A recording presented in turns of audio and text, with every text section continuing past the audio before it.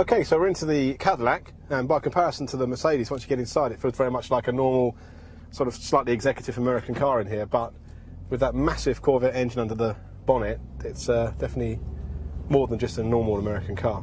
Like the Mercedes, there are two settings to the stability control. You can have a competition mode and then fully off. So we can do this first lap with it in the competition mode, just to try that out, and then we'll try the fully off mode after that. You can also drive the car with the gear shift with using the paddles on the steering wheel, same as the Mercedes, but the transmission isn't as sporty as the Mercedes, so the shift's not as precise, and the paddles themselves behind the wheel are plastic, so they feel a little bit cheap compared to the Mercedes. You have got a gear position indicator down here though, so you can at least see what gear you're in.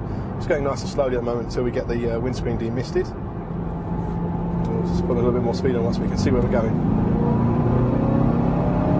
First thing that strikes you about the Cadillac is it's seriously fast in a straight line. A bit like the Corvette really, which it shares its engine with. Once you hear the supercharger coming in, then you have to be ready for some really quite serious acceleration. And braking there, the gear shift isn't as nice. You don't get as nice a throttle blip on the downshift as you do in the Mercedes. And in this middle mode, the middle setting for the stability control is nowhere near as good as the Mercedes. What it actually happens is as you get on the throttle, it snaps sideways quite suddenly, and then the intervention from the stability control is a bit too late and a bit too harsh. So actually you don't really gain a huge benefit compared to it being off. Still very snappy, so it's hard to see the benefit, whereas the Mercedes system, you really can see the benefit of the Mercedes system.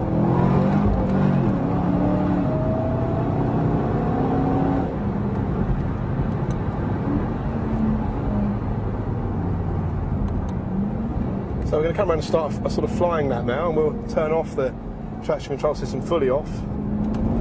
We'll see how the Cadillac performs with the system fully turned off.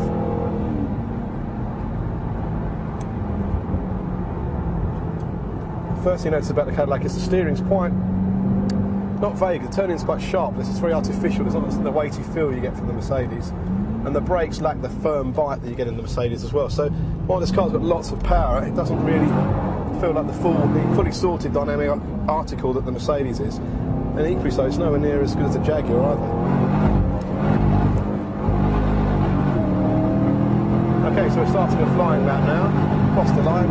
It's quite short gear ratios in this car, so you find yourself having to keep a really quick eye on the gear change light, because you're changing gear quite regularly. You have to be so patient with the throttle, because you can't expect it to change direction as rapidly as the Mercedes or have the traction out of the corner.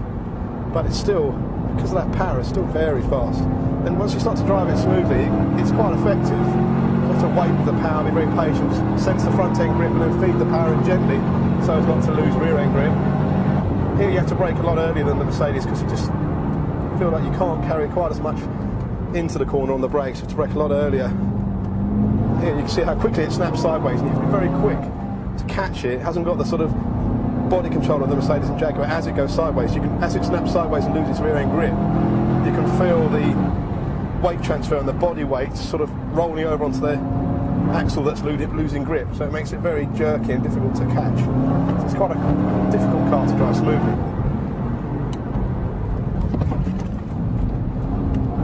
See there, you see how quickly it snaps into oversteer as you come out of the corner. And then as well, the straight line there, as it catches the limiter, it's a big snap of oversteer in a straight line, which certainly tests the reflexes.